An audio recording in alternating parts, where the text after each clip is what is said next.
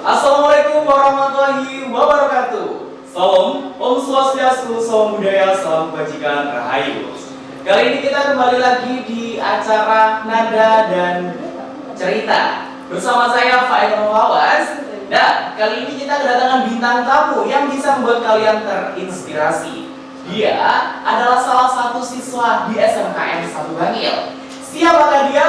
Yuk kita tonton profil berikut. Setiap nada punya kisah sendiri. Di balik suara lembut dan senyum tenang ini, tersimpan perjalanan panjang tentang semangat dan keyakinan. Ia memulai langkah dari paduan suara sekolah dasar, belajar vokal di Pandaan, hingga berani berdiri di panggung besar dengan keyakinan bahwa musik adalah bahasa hati yang tak pernah salah bicara. Pernah gak sih kamu merasa satu lagu bisa langsung mengubah mood kamu? Bisa bikin semangat, bisa bikin nangis, bahkan bisa bikin jatuh cinta. Musik memang sekuat itu. Hari ini kita akan mengenal sosok yang menjadikan setiap petikan musik gitar dan alunan vokalnya sebagai bentuk cerita hidup, sebagai kisah dan pengalaman, dan tentu saja nada yang penuh dengan makna. Inilah Nada dan Cerita, tempat di mana musik bukan hanya didengar, tapi juga dirasakan. Bersiaplah, karena kisahnya akan segera dimulai bersama Rivi Alia Alfa Fatih. Halo. Halo Rivi, gimana kabarnya? Silahkan duduk. Iya. Gimana kabarnya Rivi? Alhamdulillah sehat Kak. Nah, Rivi ini dari kelas apa? Sebelumnya saya ini dari kelas 10 Profesi 2. Alasan masuk podcast punya kelas 10. Dulu kan, sekarang masih kelas 10 nih ya. Baru hangat-hangatnya untuk masuk di podcast. Kenapa alasannya untuk masuk jurusan podcast? Karena dulu tuh masuk broadcast karena aku pengen mengembangkan minat dan bakatku terutama di bidang public speaking. Memang untuk mengembangkan public speaking-nya, belajar lebih lanjut. Nah, Rivi, apa dengar-dengar nih banyak sekali prestasi yang didapatkan oleh Rivi gitu kan? Apa saja sih Rivi yang aku boleh tahu nih? Prestasi mulai kapan Kak? Dari SD boleh, SMP boleh, pilihan apapun itulah prestasi yang Rivi dapatkan. Untuk SD aku dulu pertama kali itu ikut nyanyi Nyanyi.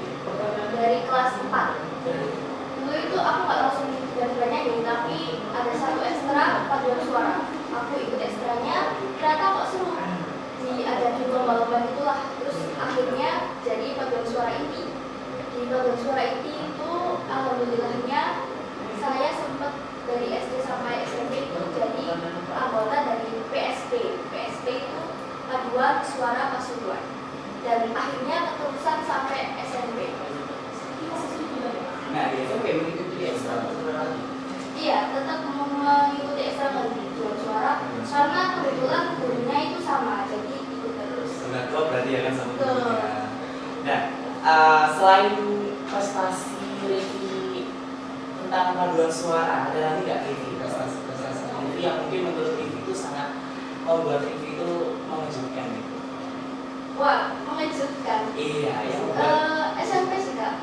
Itu aku tiba-tiba tertarik buat belajar gitar karena tiba-tiba ditawarin sama sekolah ada satu lomba namanya itu FLS 2.